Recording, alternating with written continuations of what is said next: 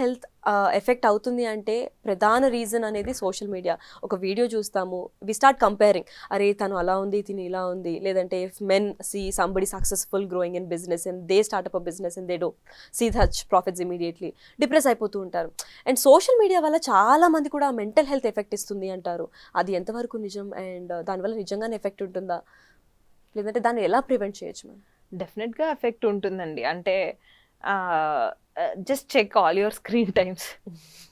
అన్నన్ hours ఎంత normal cool person అయినా when they are watching their phone or an electronic device for so long, then దానిలో జరిగే ఏవైనా సరే that will impact their thought process.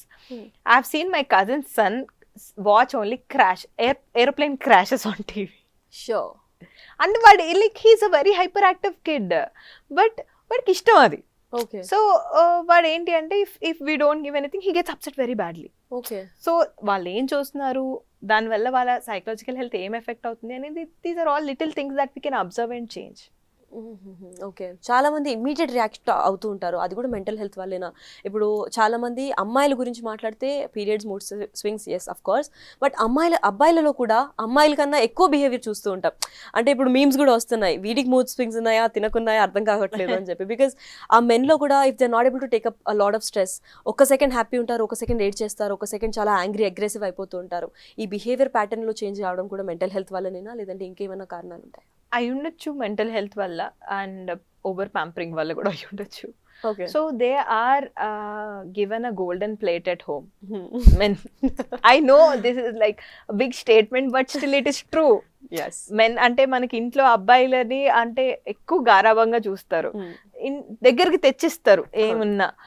When they come out they are practising or they are working hard, అవి వాళ్ళకి అంత ఈజీగా దొరకవు, వాళ్ళకి దొరకవు, అమ్మాయిలకి దొరకవు. So they have to accept that they have to work hard even more. నేను ఇంట్లో I was happy, I was doing good అని, ఇప్పుడు వచ్చి నేను ఇంత కష్టపడాల్సి వస్తుంది అనే థాట్స్ వాళ్ళ బ్రెయిన్లో వచ్చాయంటే then definitely it effects their mental health. So hard work is different. నువ్వు నేను ఎంత చేసినా రావట్లేదు అన్న థాట్ వాళ్ళకి ఇంకొచ్చేస్తూ ఉంటుంది. So little hard work is important for everybody.